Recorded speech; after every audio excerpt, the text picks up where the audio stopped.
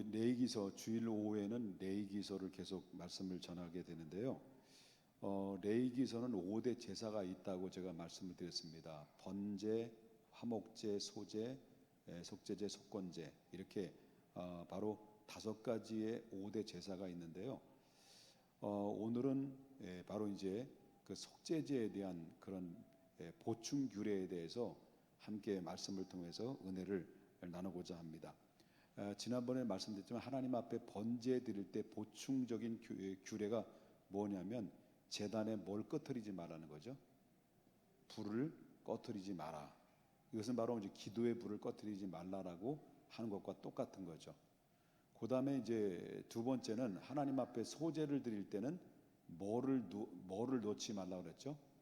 누룩을 놓지 말라고 그랬습니다. 누룩은 부풀리게 하고 부패하게 만드는 그 원인이기 때문에 우리가 곡식을 빻아서 빵을 통해서 만들어 먹을 때 누룩 없는 빵으로 먹어라 라고 하는 것은 바로 뭐냐면 부패한 음식과 함께 더불어 먹게 되면 우리도 병이 나게 탈나는 것처럼 바로 누룩은 부패를 얘기합니다. 그래서 누룩 없는 빵을 먹어라, 누룩을 조심하라. 그리고 오늘은 이제 그릇을 깨트려라는 겁니다. 그리고 그릇을 깨끗하게 씻으라, 그런 이야기를 이제 하고 있는데 5대 제사를 제가 좀 전에 소개를 해드렸는데 번제와 화목제와 소제와 속제제와 속건제 이 5가지 제사는 누구하고 깊은 연관이 있을까요? 신약시대 예수 그리스도와 깊은 연관이 되어 있습니다. 제사는 곧 뭐예요?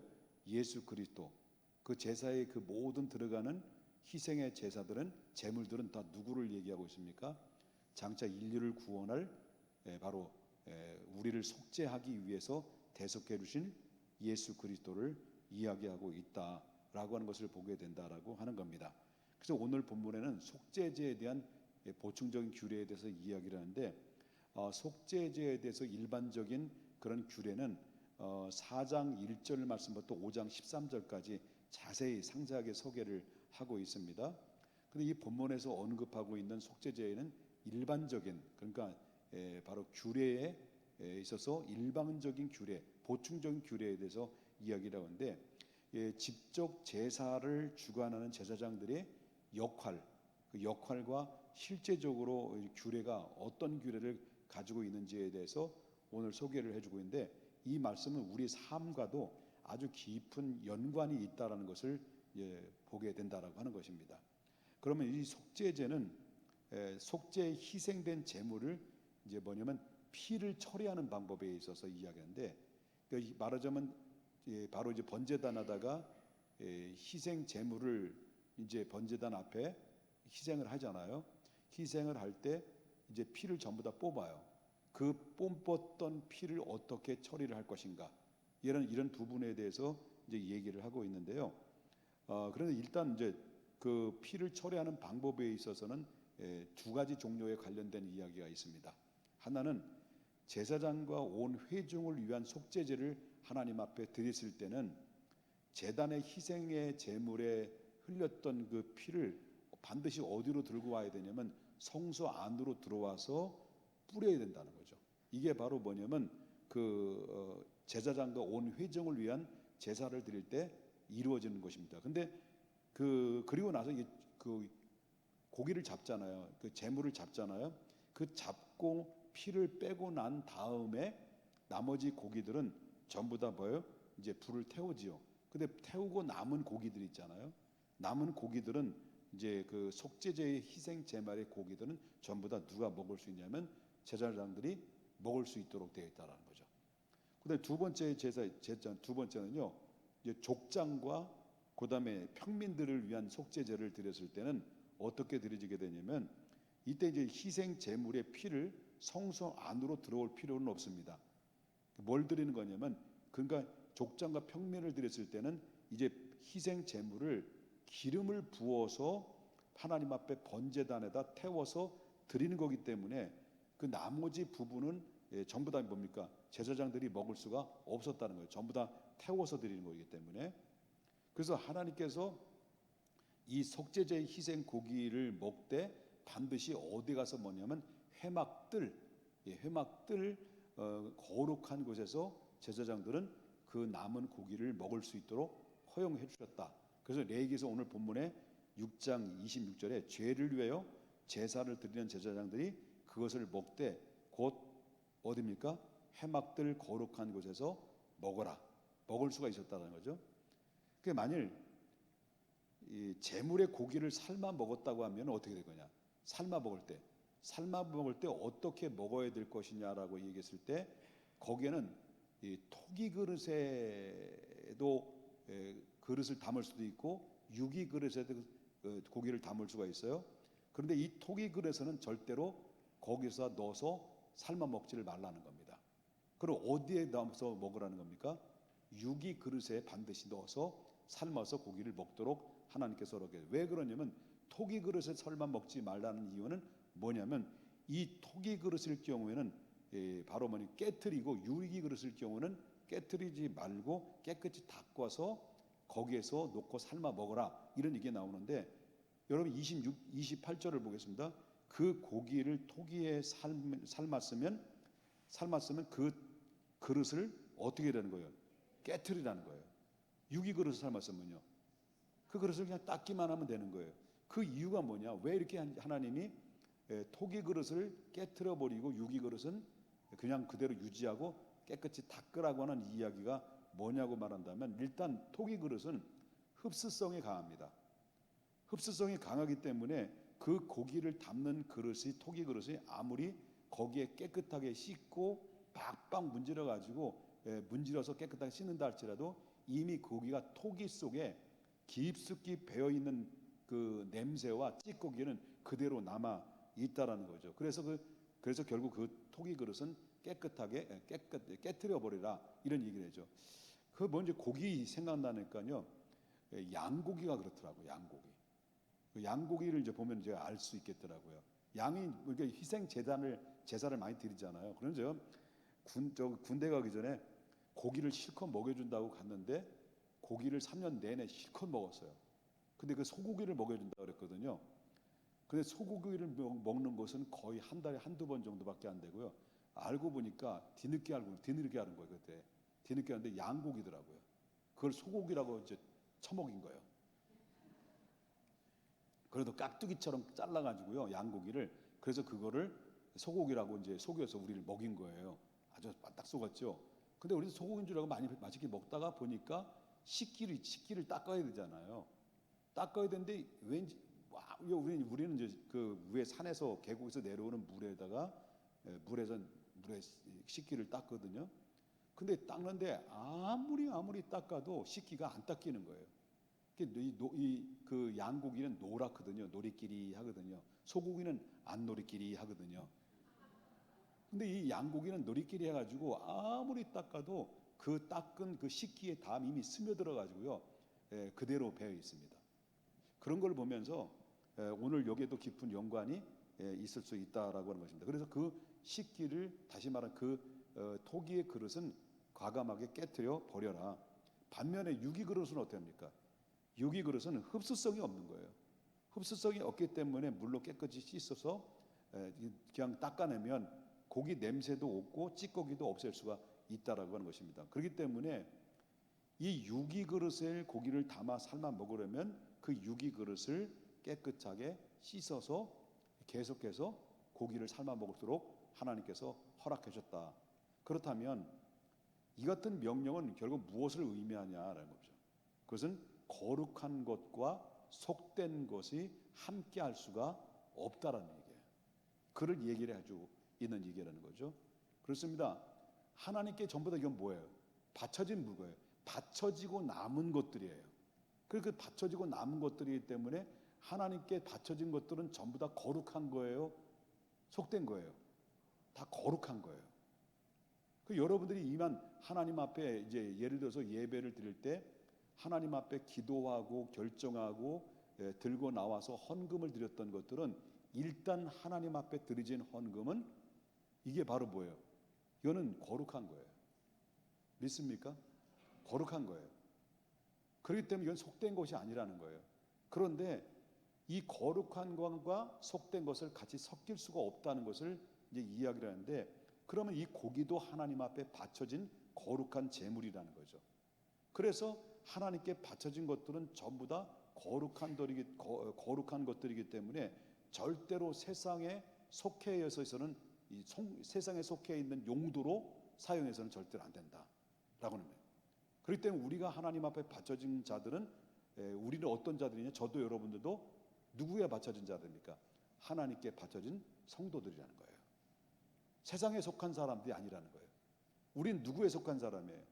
하나님께, 하늘에 속한 사람들이 바로 우리들이라는 것을 보게 된다는 거예요. 그래서 이 땅에서 같이 섞여서 살지만은 거룩한 것과 속된 것이 같이 함께 거기에서 섞여서 바로 영향을 받아서는 안 된다, 그런 얘기예요. 그래서 전도하기 위해서 술집에 가서 같이 술 먹다 보면 술고래돼요. 그런 사람도 있잖아요. 전도에서 술 먹으러 가가지고 술고래 된 사람도 있단 말이에요. 그러니까 이게 거룩한 것 같지만은 실질적으로, 이게 의로운 것 같지만 실질적으로 뭡니까? 내가 이렇게 큰 그릇으로 수용할 수 있을 만한 능력이 되면 좋겠습니다만, 그렇게 되지 못하면 오히려 올무가 돼서 섞여서 결국 어떻습니까? 우리가 속된 사람으로 바뀌어질 수가 있다라고 하는 것을 보게 된다라고 하는 거죠. 이해되시면 아멘 하십시다. 그렇기 때문에 우리가 하나님 앞에 우리가 살아가는 성도들은 구별된 사람들이에요. 하나님 세상과 우리는 구별된 사람들이기 때문에 이 세상에 하나님 나라 갈 때까지 이 세상에서 살고 있지만은 우리의 삶 자체는 어떤 삶을 살아야 됩니까? 구별된 삶을 살아야 된다. 이것이 하나님이 우리에게 요청하는 목적이다라는 거죠. 그래서 우리 안에 바울 사도는 이렇게 얘기를 해요. 이 원리를 그대로 소개를 하고 있는데, 고린도 후서 6장 14절부터 16절 나오는 말씀인데요. 이 말씀은 안 찾아도 됩니다. 그 원리를 보면 의와 불법, 그다음 빛과 어둠, 그리고 그리스도와 사탄, 신자와 불신자, 그다음에 교회와 우상은 결코 함께 할 수 없다라는 거예요. 이게 바로 조화가 될 수 없다는 것을 우리가 보게 된다는데요. 만약에 함께 할 수 있다, 함께 섞였다라고 하는 것은 이미 나는 뭐가 됐다는 거예요? 무슨 화가 됐다는 거예요? 세속화가 됐다는 거예요. 이걸 우리가 볼 수 있습니다. 그러니까 성도는 성도해야 돼요. 성도는 성도해야 된단 말이에요. 목사는 목사가 돼야 돼요. 장로는 장로가 돼야 되는 거죠. 목사가 목살이 되면 안 되죠. 장로가 장롱이 되면 안 되죠. 집사가 차마 그건 너무 과하다. 납작하면 되면 안 된다는 거죠. 이건 뭐냐면 세상에 섞여 있지만은 구별되게 우리가 살아가야 된다라고 하는 것입니다. 그래서 우리는 토기 그릇과 유기 그릇을 볼 때 내 안에 토기 그릇을 더욱더 정결하고 빛나게 하려고 한다면 토기 그릇을 내 안에 있는 과감하게 깨트려야 된다. 이 육체의 소욕을 깨트려야 되고, 혈기를 깨트려야 되고, 부패된 성품을 깨트려야 되고, 교만한 마음을 깨트려야 되고, 게으른 것도 깨트려야 되고요. 그래서 날마다 자신을 쳐서 누구의 형상을 닮아가야 됩니까? 그리스도 형상을 닮아가는 깨끗한 그릇이 되어야 된다. 이것을 얘기하고 있습니다. 그렇습니다. 하나님께 속한 것은 다 절대 세상에 속한 것과는 섞일 수가 없다라고 하는 거죠. 거룩한 것은 거룩하게 지켜야 거기에 빛나는 것이고 보존되어야 된다라고 하는 것입니다. 그래서 교회도 마찬가지죠. 교회가 어떤 일을 해야 돼요? 교회가 거룩하니, 그죠? 교회가 거룩하니 교회도 하나님이 기뻐하는 교회가 되어야 된다. 하나님이 기뻐하는 교회. 그러면 하나님이 기뻐하는 것이 뭘까라고 하는 거죠. 여러분, 하나님이 기뻐하는 것이 가장 뭘까를 할 때 그 한마디로 여러분 하나님이 기뻐하는 것이 뭐라고 생각합니까? 나에게 하나님, 내가 너를 볼 때 기쁘다라고 할 때 이렇게 질문한다면 어떤 면에서 하나님이 여러분들을 기쁘다고 생각하실까요?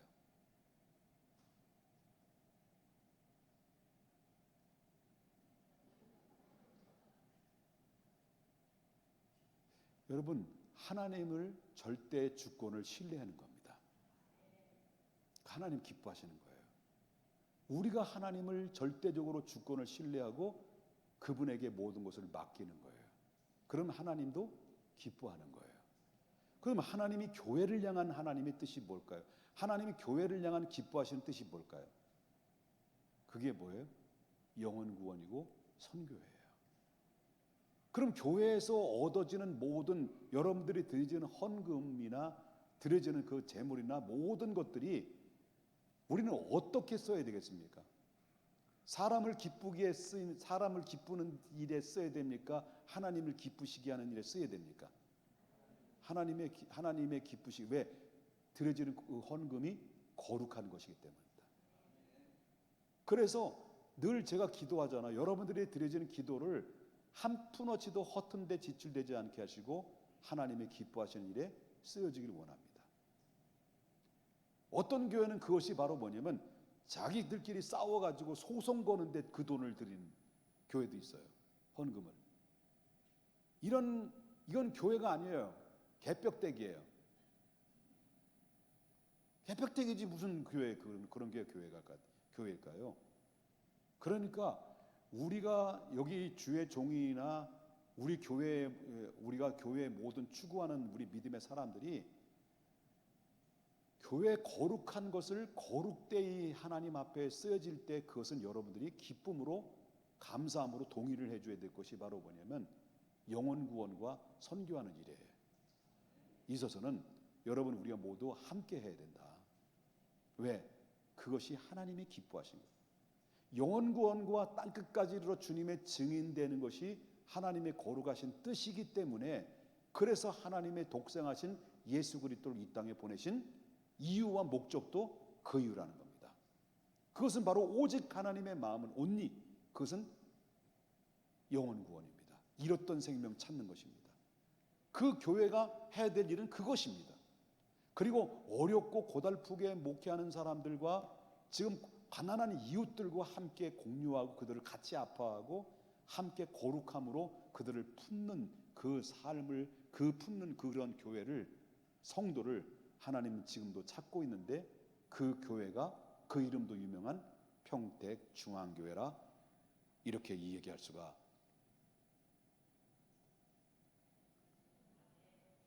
내가 뭐 잘못 얘기했어? 있다 할 수 있는 것입니다. 우리 하나님, 우리 살아도 죽어도 우리는 하나님의 것입니다. 우리가 살아가는 목적도 그의 나라와 그의 의인 것입니다. 그렇기 때문에 하나님의 기쁘심의 목적으로 삶을 살아가는 목적 있는 삶은 하나님, 그의 삶을 하나님 보장해 주신데 뭐라고 말씀하시냐면 이 모든 것으로 너에게 더하시리라는 이 약속의 말씀이 우리 모두 함께 누리고 경험하고 체험할 수 있기를 바라는 겁니다. 구별된 삶으로, 하나님 거룩한 삶으로 여호와께 성결, 우리 성결한 마음으로 하나님 앞에 굳게 설 수 있는 다짐하는 시간이 되기를 주님의 이름으로 축원합니다.